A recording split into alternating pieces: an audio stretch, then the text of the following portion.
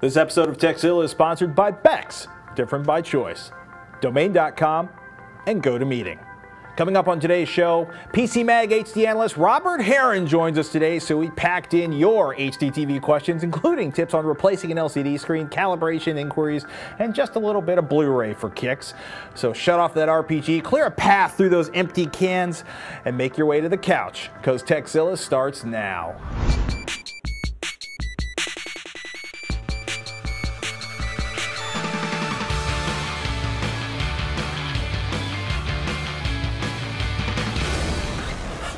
Welcome to Techzilla. I'm Patrick Norton. Hey, and I'm Robert Heron. Where'd you go? Yeah.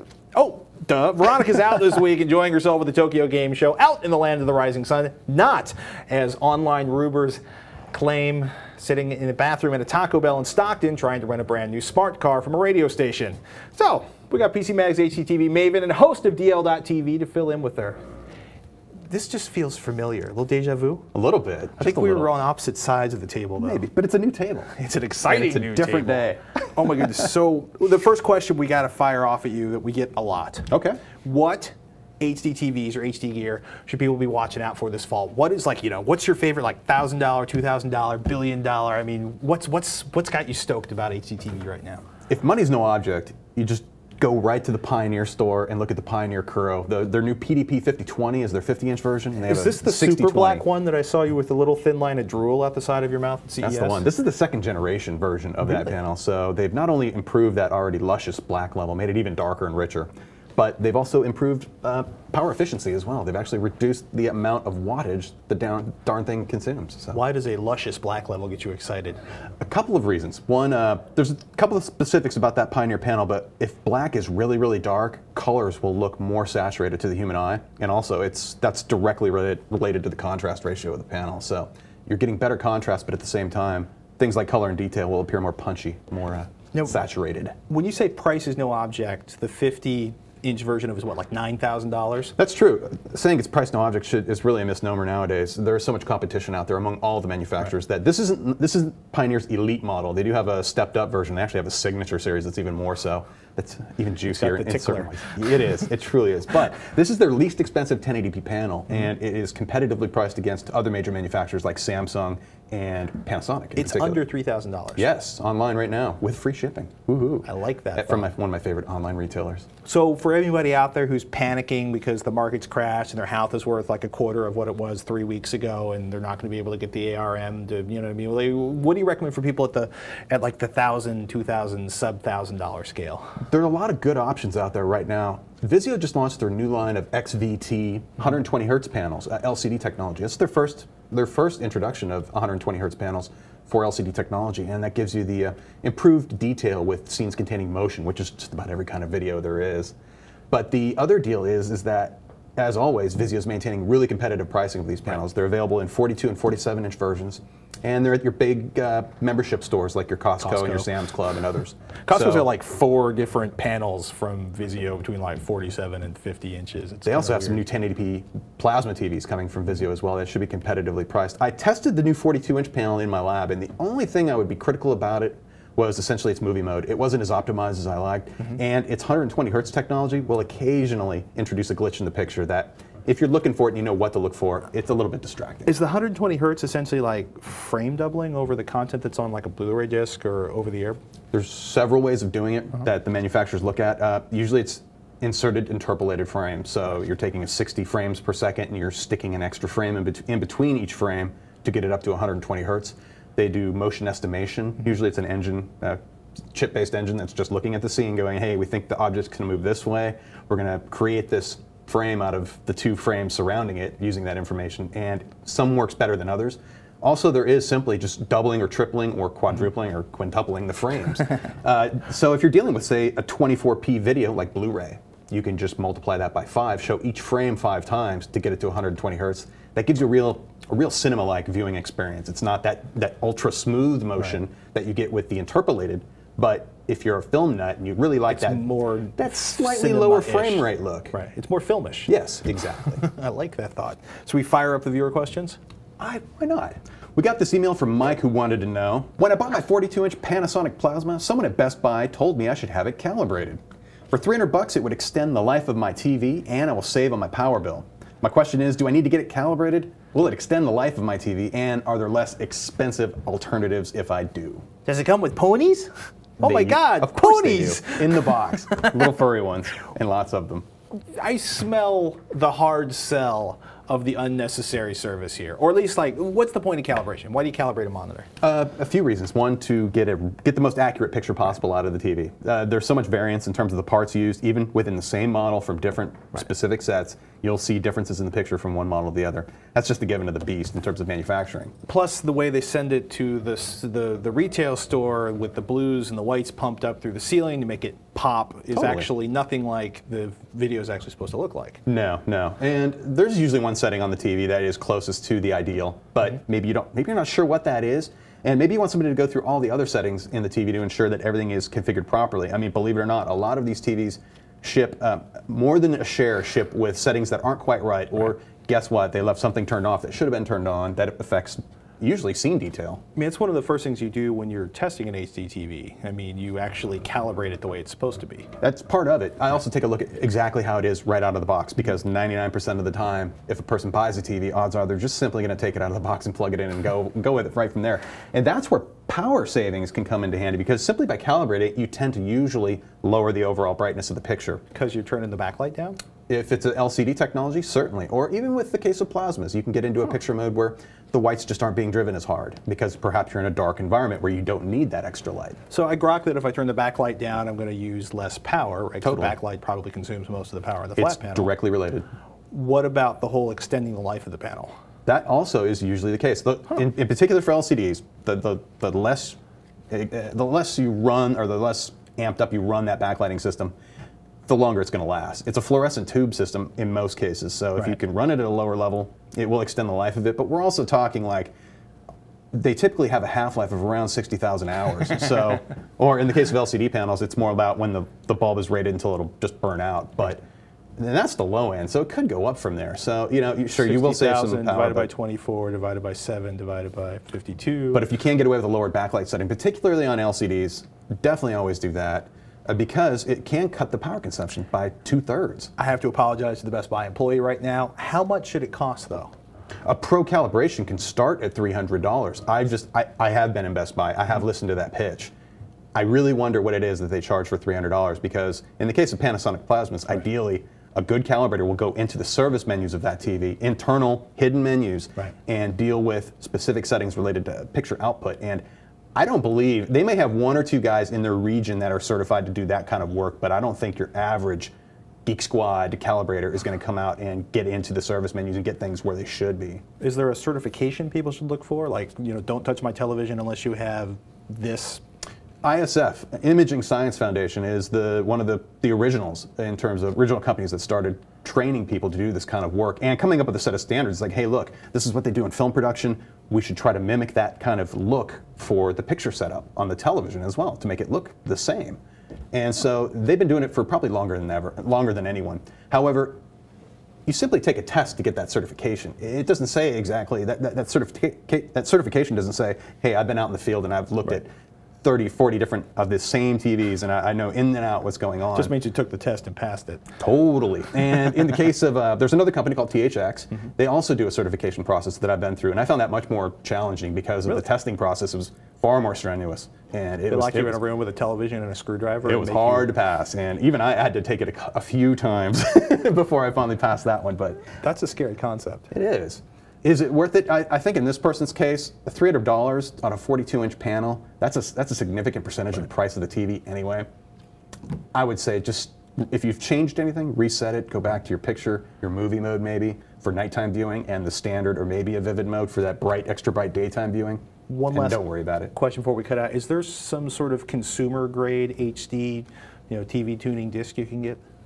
Definitely. I think everyone has, probably in their library of DVDs, a copy of a disc that contains the THX Optimizer. Any of the Pixar movies, they contain a really nice test pattern that's fairly simple to use, and you can go online and look up a PDF document that gives you more detailed instructions, but that's a fairly standard way to check things out. But I'll be honest with you, There's some basic adjustments. It shouldn't require, any new TV shouldn't require major adjustments with the settings you're provided with. I mean, there's a little notch here or there just to tweak things one way or the other. Maybe it's a little too green or a little too red, something like that. But other than that, for Blu-ray media, I really like the HD Basics disc by Joe Kane Productions. It's a wonderful disc you can get for under 15 bucks online, and it's a terrific reference tool that also contains guided tutorials for setup and calibration. Speaking of Blu-ray discs, we're going to talk about Blu-ray players, which have dropped in price when we come back. Right now, though, we got to do a quick message from our sponsors at Bex. We want to take some time to thank one of the sponsors of today's show, Bex, the #1 German export beer. As you know, the key is the iconic graphic on the Beck's beer label, taken from the coat of arms of its founding city, Bremen, in Germany. And the Key Club is the community for Beck's drinkers. Open to any Beck's drinker, it's Beck's way of rewarding their loyal customers with access to special events, exclusive content, and free Beck's gear like this Beck's Stein holder. So sign up today at beckskeyclub.com and unlock the possibilities. Welcome to this week's Freebie Download Pick, a free program that we find useful, fun, or incredibly interesting. This week's pick, Vista Start Menu. If you're frustrated with the way that Vista handles the UI in the Start menu, you are not alone. In fact, someone created an application to improve it. A lot. We're talking about Vista Start Menu, an innocuous little program that changes the general layout of Vista's Start menu into an arrangement that is much more intuitive, convenient, and easy to understand. First, application files and media folders are given their own directory tree. Program or folder entries are organized by their first letter, and you'll have a logical path to each file or application you want to access. More importantly, every entry stays put even if another folder or entry is deleted and creates a space. So if you add or uninstall an application, you don't have to relearn your Start menu. I like that thought.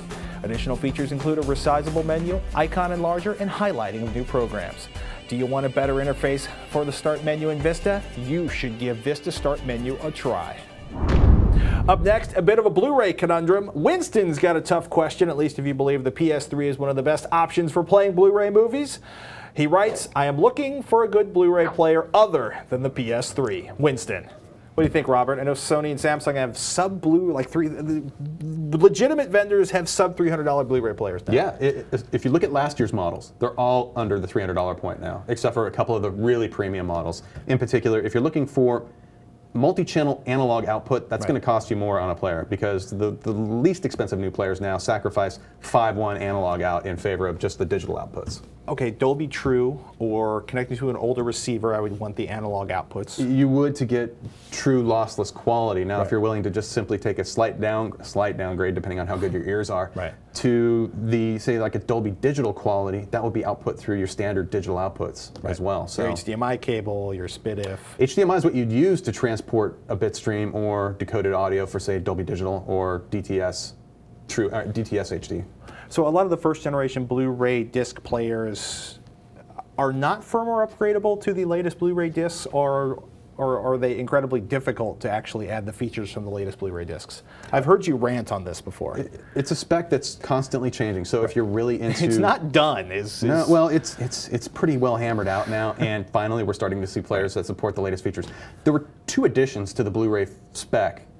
They've been there, but now they're being incorporated into actual hardware. One is picture-in-picture, so that you have true dual decoders for doing true picture-in-picture. Oh, weird. That's something that was always present in HD DVD. It finally is now a standard feature in most of your Blu-ray players. What do they use that for? So like when you have the commentary, you can see the director and the little picture? And okay. My favorite use of it truly has to be the 300 disc, now available on Blu-ray as well. They do a picture-in-picture where they show you the actual scene you're looking at without any of the CG effects. Oh, wow. And you can be surprised. Naked oily men in front of a green screen. Sometimes not, though. Sometimes you're surprised. It's like, wow, there is very little CG in this scene. And it's like, oh. Anyway, that's one particular good use of it. The other thing that's brand spanking new is what they call BD Live, or BD Profile version 2.0, that adds online connectivity as well as being able to download and enjoy content. It requires additional storage on the player, in addition to, of course, some way to connect it to your local network. Now, the older players may not be upgradable to these 2 new features. True. Can I still play these discs on the older players? Yes, and there's always going to be certain compatibility issues. Even the oldest players are still receiving firmware updates to address those compatibility issues that are just a given. Usually about once a quarter, about 4 times a year, you'll see a firmware updates. the Blu-ray discs, or how do they get in there? It depends on the player. The best new feature I'm seeing nowadays is that the latest internet-connected players will actually automatically check a server from the company and say, hey, there's a new firmware update available. Would you like to apply that now? That is rocking. That's something that the PlayStation 3 has had forever because it's a network-enabled device. And now it's good to see that functionality and that ease of use factor coming into the set-top standalone players as well. So what's your favorite standalone Blu-ray player right now? I have to say, Sony put out an S300 a year ago that was dogged for being, it's the slowest thing on the planet in terms of load times, and actually there is one that's even slower from Sharp. And it really doesn't matter if you're on a PS3, a standalone Blu-ray player, or if you're running software on a powerful computer. You're still kind of like putting in the disc, hitting the play button, waiting. Oh, but the new players are so much better. They're almost twice as fast nowadays. So it's like down to like 30 seconds from a minute plus. Totally. That's cool. I have to say the S350, the latest Blu-ray player from Sony, is a dramatic improvement over that previous model. It has terrific DVD up conversion. So if you have an old library of regular DVD movies, they're going to look good being up converted to, say, 1080p resolution on this player. All new players support 1080p 24 output as well, so if you're playing those Blu-ray movies, you can send that original format right to a compatible TV for excellent quality. Again, the features of, namely, its disc handling times are so much improved, and the price is right where it should be. It's also the most energy efficient Blu-ray player I've ever tested. These players typically do not consume more than, any player consumes more than about, say, 26 watts under load. Sony got that down to about 15, which we're talking probably less than $1 in electricity for a heavy user for a month. But you know, being able to cut it down that much is a real big improvement. It's That's good why I like for it America. So much. Yeah, yeah. And of course, if you, I'm trying to think of another brand that I really like off the top of my head, and I would say Samsung has a new P1500 that just was updated to Blu-ray 2.0 today, which was kind of neat. The update just downloaded. I'm like, oh, apply. That's good as well. It's a slick player too, but it doesn't have quite the up conversion capability that the Sony exhibited, and that's why I lean more towards the Sony. That and the price point, and that automatic update feature that Sony and Panasonic are both really well supported with right now. Very cool. It's just nice. Those firmware updates are critical, and it's an unfortunate nature of the beast, but having that automated functionality is just the way to go. So around $300 should get you a kick-ass Blu-ray player at this point. Totally. I like that. And it's really hard, though, to ignore the PlayStation 3, just for absolute speed in terms of disc loading. It does a really good job playing Blu-ray discs. And with the recent firmware updates, it's also a very good DVD up converter. So thankfully, it's solid. Video question? Let's do it. Take it away, Stan. Hi, Patrick and Veronica. On the subject of GPS, I drive an RV with a cab over, and many times I can't see the satellites, so I need a GPS unit with an external antenna connection. Do you know of any? Thanks a lot. Love the show. So, Stan wants to know which GPS units support external antenna connections because his current system is blocked by his RV, or I guess the overhang on his RV. He's got a little old school action there. He's got a portable device? He's got a portable device, and I gotta say, almost none of the low-price GPS devices support external antennas anymore. I know the Garmin Nuvi 200 we looked at, the Mio Move 200, and the TomTom 130. Not a one of those actually support an external antenna. Part of that is because the chipsets have gotten so good. I know the Mio Move has a Surfstar 3, which boots incredibly fast and can pull in signals in some pretty ridiculous cars. Some like brand new cars. I know the Toyota Camry has issues because of some wires that are in the windshield that blocks GPS reception. I'd almost say try one of the new devices that we talked about a couple weeks ago, just to see if it works. Mount them low on your windshield rather than high. That'll actually help give you a shot to the sky, and it doesn't take much of a shot to the sky anymore to get a GPS signal. That said, you're going to be spending some cash for a more high-end GPS device if you definitely need an external antenna, because the cheap ones don't have no jack for one anymore. That's a bummer, man. It's absolutely a bummer. You know, or maybe you could mount your GPS like out on the hood and put a piece of Tupperware over it and cut it. Just kidding. So, if you want to get your 15 seconds of internet fame, do us a favor, send us a video. All you need to do is record yourself in front of a video camera asking a question no longer than 15 seconds. Then upload them to YouTube and email us the link with video question in the subject line, and no attachments. Yeah, no external antennas. You're going to have to spend more money, and you're going to have to shop carefully. There's so many different units out there. It's time now to thank one of our sponsors that helps us bring the show to you every week. It's Domain.com. Attention Texzilla fans, we have another winner to announce for the Domain.com giveaway. Michelle P. from Maine is the latest lucky winner of a $500 Apple gift card.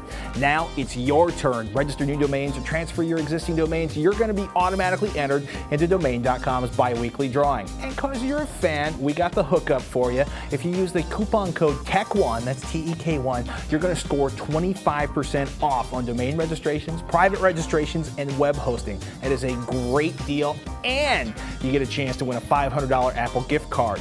So get over there today, see the rules, and enter the giveaway at domain.com/TechZilla and use that code TEK1, TEK1 for the 25% discount. There is no limit to the number of entries, so check out domain.com for all your domain and web hosting needs. And maybe buy separately each time so you get entered again and again. Got a great idea? It all starts with a great domain, domain.com. One of the sponsors that helps us bring Texzilla to you. Looks like it's time for another website we just can't get enough of. A website that we just can't stay away from because it's too useful, too funny, or just too darn irresistible.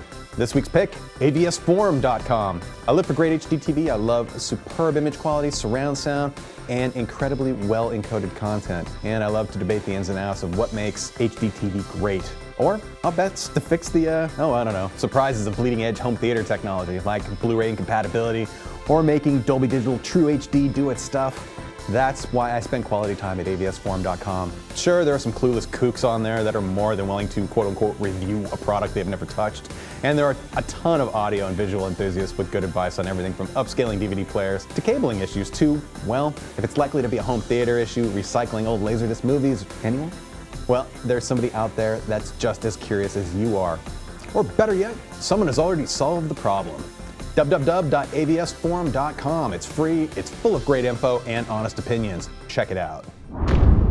Anger management issues, a remote control, and a 42-inch LCD HDTV. Not a good mix. Jonathan writes in, my buddy has some anger management issues. The remote bounced off the sofa and hit the 6-month-old Toshiba Regza 42-inch LCD HDTV. Is that right, Regza? Oh, yeah. Okay. He was throwing it out, so I grabbed it off of him. Challenge for you, Patrick Norton and crew, to replace the LCD's display and restore the TV to as close as possible to purchase conditions.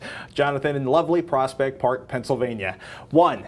Ouch. 2. As Mom would say, that was stupid of your friend. And 3. Jonathan wanted us to do this on an episode of System, but I wanted to roll this one by Mr. Heron. This is not a practical project. The LCD itself, the very top layer is damaged or destroyed in some way? I'm assuming, like, I'm hoping he does a picture of it, because I'm assuming we have, like, complete cracked destruction. That's a nice TV, too. Was a nice TV. It was. It was nice. Now it's shattered. No, that's bad news, really. I have a feeling the repair bill will be equal or more than the cost of a new TV. His buddy just bought a new TV. He asked the price and he just bought a new TV. Did it have an extended warranty? I doubt that would even cover it, unfortunately. That would be one amazing extended warranty. When you leave your shoe through the HDTV, it's like you have a hard time explaining that. Setting aside the fact that these are a nightmare to take apart, right? Because you've got a combination, you've got a sandwich of the LCD flat panel, Fresnel lenses, layers, chemical coatings, 42,000 screws to get it open. Who's going to sell you a replacement 42-inch flat panel that's going to fit? Yeah, I mean, there are a few TV repair shops left out there, but that is truly a project that somebody would have to work on for a while. And I'm not certain of what the cost of the individual components would be, if they're even available. That's the big challenge. I think by the time it gets to retail, it's almost, because it's kind of like trying to replace, we get a lot of emails like, I want to replace the broken LCD flat panel in my notebook. And it's like, well, you've got to figure out what that flat panel is, and then you've got to find a source for it. And then you've got to deal with the 4,200 screws and whatever else in the notebook you have to pull apart between, you and replacing the LCD flat panel. They are enormously difficult to track down for a 17-inch notebook in a lot of cases. It's a little bit easier for like MacBooks because there's fewer models, it's more standardized, and people apparently like to pay a lot of money to replace parts themselves. But for a 42-inch flat panel, I can't even think of anybody that even sells the parts. No, I'd really be considering what your recycling options are this time. Just don't throw it in the garbage for For the love of the planet, don't do that. Contact your local e-cycling recycler and have them taken off your hands for little to no cost. I don't think they even charge you. They can take that and actually make money off the recycling process. Yeah. So I mean, that's the best thing I could think of doing. If there's cracks in the screen and like big black layers of it's done. No. If it's just in like the coating layer on the front, you could try pulling it apart and peeling off the top stuff. But I'm almost, if there's cracks in the LCD itself, it's. These things were manufactured in clean rooms, essentially, and beyond that and repair, it's really just not practical. That's the problem. Chris has a great question. You want to read this one? Chris does have a great question, or maybe it's just that we live in earthquake country and fire country, and, well, we live in a lot of places. At least there's not much in the way of flooding in California, unless you lived in Southern California a couple of years ago. Then it was crazy. But anyway, good point. I make backups of all my critical data information to a secondary drive in my system. I also burn copies to DVD, and I stick those in a fire safe. I have a Sentry Safe DA3831 in case of a system crash or worse. I have two questions. First, I know after time certain types of storage medium can go bad or lose data just to age. I can't seem to get any data off my old Commodore 64 floppies. I feel your pain. I have a stack of Atari 800 discs that are just coasters. Anyway, what is the best storage medium for long-term storage of data? USB keys, hard drives, DVDs, magnetic tapes, etc. Second, for those storage media types, which would stand up best to heat or water that may occur even inside of a fire safe in case of a house fire? Thanks, Chris. Thank you, Chris. This is fun. So fireproof safes are actually really amazing. Have you seen the one like the Sentry safes he's talking about? I own a Sentry Safe. They do a good job up to a point. In the case of your Sentry Safe DA3831, that point is 2 hours for CDs, DVDs, USB drives, and memory sticks in fires up to 1850 degrees. That's pretty good. Yeah, it gets even better. Most house fires are put out well before the 2-hour mark unless things go horribly and desperately wrong and they let it burn out. And the temperatures are generally around 1200 degrees. Part of what makes your safe optimized for electronics is that the insulated, basically there's so much insulation in it, it should keep the internal temps under 150 degrees for that 2-hour period. A regular fireproof safe designed for paperwork only keeps the temperature around 350 degrees, which would thrash your CDs, DVDs, and pretty much anything else inside of there. That's a pretty burly safe, by the way. It's like 137 pounds. Ooh, it sounds like a business class safe, though. Yeah, I mean, it's nice. It's burly. Now, in theory, USB keys and DVDs should hold up best to flooding. Magnetic tapes get seriously crudded up, so you basically have to wash them before you can get the data off of them. Not going to happen. Hard drives, basically the vents get thrashed. But if you dry the USB thumb drive out thoroughly before you plug it in, or better yet, go watch System Episode 38 and learn how to waterproof a thumb drive with epoxy, you'll be good to go. DVDs, CDs, just dry them off. Now, long-term storage, archival grade DVDs or CDs from Kodak or Ricoh or two of the big names, they're a good idea, though I tend to think that hard drives should last longer. And in theory, USB thumb drives should be pretty solid long-term. I agree. Off-site storage, though. I mean, there's no better protection than simply getting that data out of your house. And something like Amazon's S3 or Carbonite, or swapping a drive with a friend that lives somewhere else nearby is a really good idea. Especially if you live in California, or say you live in a floodplain somewhere. I mean, there's just no better option than multiple backups of the same data in different locations. Yeah, I mean, you've seen the burnout hillside in California. San Francisco collapses under an earthquake. We all saw what happened in New Orleans. Maybe you want to swap that data with somebody on the other side of the country. But yeah, online storage basically means it's in a bunker protected by people who are paranoid on a level that makes us look kind of perky and open to humanity. Or contact your local bank, too. There might be a reasonable option for a safety deposit box as well. As long as it doesn't get flooded. That is a fact. Or fires. I had a friend of mine, a photographer, for the first 20 years of his work went up in a house fire. And it was just like, that just gets you in the stomach. And going back to Sentry Safes real quick, if you go on their website, they have a lot of pictures from people who own those safes down in the Southern California fires that happened not too long ago. And everything else is gone, but this one little charred cube that they pry open, and it's like, wow, stuff was actually protected. So think about it. It's a good start. It's a really good start you got there. All right, now a quick message from one of our sponsors, GoToMeeting. It's hard to imagine how we ever did business without the internet, email, or cell phones. From the makers of GoToMyPC Remote Access comes another amazing technology that'll help change the way you do business. GoToMeeting, the easiest and most affordable way to host online meetings. Here's how it works. Schedule a meeting in advance or on the fly. Everyone logs on to GoToMeeting.com during your conference call, and now they see your computer desktop on their computer screen. And we're going to have another Texilla System GoToMeeting meeting. A meeting where you'll get a chance to chat with the crew that brings Texilla and System to you. So get ready by signing up for a trial account. How do you do that? Well, the best part is you can try GoToMeeting for nothing, free for 30 days. Just visit GoToMeeting.com, click on the Try It Free button, and use promo code TechZilla. That's GoToMeeting.com, promo code TechZilla. Do us a favor, sign up, come hang out with us, and have a little fun. Support TechZilla by supporting our sponsors. All right, Mr. Heron, you ready to tackle some more tough questions? Bite me. I say that's a yes. Yes. The legendary, I put that in quotes, the legendary HDFury HDCP bypass tool of the gods. Oh, you criminals. Oh, maybe the gods don't need help cracking HDCP, but frankly, I can't figure out how they don't get sued under the DMCA. Is there a question here? Right, Ryan asks a good question. Could you do a review? Do a review of the HDFury device and see if it'll work on my HP Pavilion DV2000 or any other laptop. All right, so for folks who haven't heard, you want to explain what it is? You want me to? You explain. I'm a little uncertain. The HDFury is like bizarre. Is this the component cable input? This is the thing that goes from DVI to analog outputs and basically the HDCP. For folks who haven't heard, the HDFury, HDFury.com, is an adapter that claims you can do full HDCP style 1080p output through a VGA or component cable. Basically, it's a dongle, goes from your DVI out, you connect your cable to it, you're good to go. What does this mean? You could, say, record the output from your PS3. Or use the HDMI output from that PS3 with your older pre-HDMI HDTV and get full 1080p at resolution while you're playing Blu-ray movies. It's basically a violent violation of the Digital Millennium Copyright Act. You're creating an analog hole where one didn't exist. Yeah. I don't think that's necessarily against the DMCA.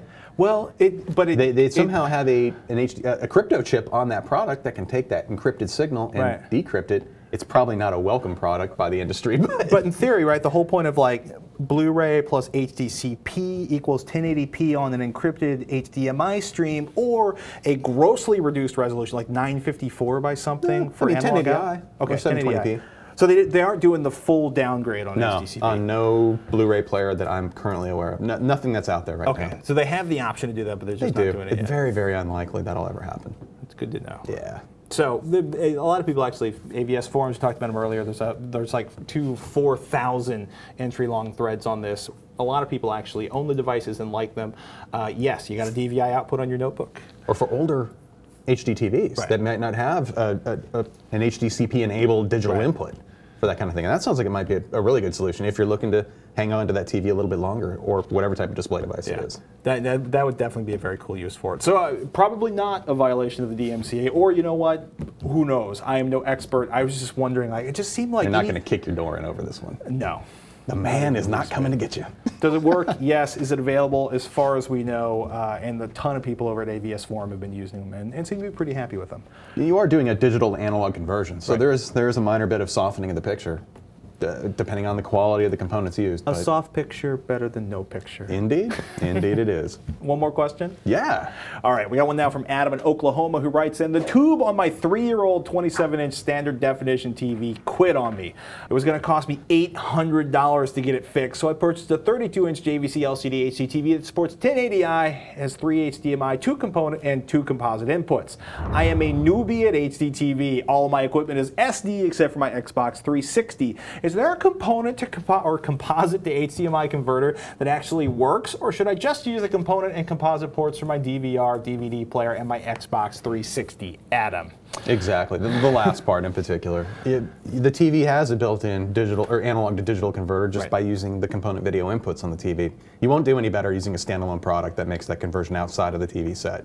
But I not unless you're going to spend way more than the TV itself costs. So. Right. And if you have cable, if you have DirecTV, if you have the Dish Network, call them up and find out what it will cost you to upgrade to HD-enabled hardware. Because I was amazed. I mean, the standard diff to HD was good, but by getting the latest antennas from DirecTV, I got like another 42 bazillion channels in HD. Dish Network, 100 channels of HD. Your local cable company, who knows how many channels they have, but they should have an HD box you can get. You're looking for that box that has HDMI output on it, so you have that full digital signal going right into the TV itself.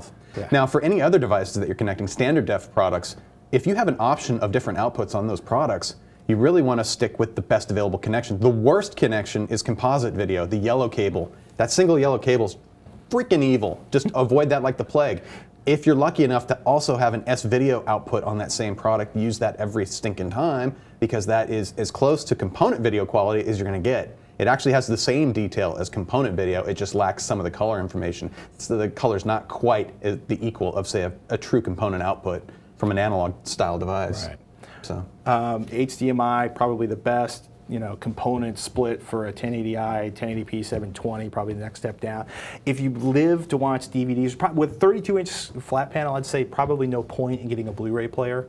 A lot of money for nothing you're really going to see. It's true. But an upscaling DVD player at less than $100, Oppo makes some great models. Sony has some great models. Philips too. Yeah, Philips. We'll put some links on the webpage, Techzilla.com. For $100, you can have a ridiculous improvement in your viewing experience, and they'll offer an HDMI out that carries the digital audio or the analog audio out of your DVD player. A lot of those. It's your HDMI port. A lot of those standalone upscaling DVD players now, especially the ones that cost like 60, 70, $80, right. They also support decoding of popular compressed video formats like DivX and XVID as well. So, what would I use those for? Yeah, if you're downloading a lot of videos and you're tired of watching them on your PC, those inexpensive players are often a really great way to do that as well. So, worth checking out. For all of you who've been watching, we live in your questions, so email us, techzilla@revision3.com, tech help, product reviews, how-tos. You ask us, we'll do it, but we need those emails, so don't be shy. Send them into techzilla@revision3.com. Even better, send us a video question. Think of all the fun you can have and the admiration of your friends and family when they see your mug on our show. Just keep it to 15 seconds or less, upload it to YouTube, and send us the link in an email with video question in the subject line. And as always, you can hang out in our forums, revision3.com/forum, and more details and links are at techzilla.com. Dude, thank you so much for coming in. Anytime. Covering for Veronica. Did you mind wearing the heels? They're kind of comfy. I don't want to know. You can catch Robert's HDTV reviews at PCMag.com. Yes. You can also see him at DLTV at DL.TV or www.dl.tv. Thank you so much for watching. Until next time. I am Robert Heron. And I'm Patrick Norton. You've been watching Techzilla. Veronica's back next week. Dude, that was awesome. Thank you so much. My pleasure. Thank you. Thank you.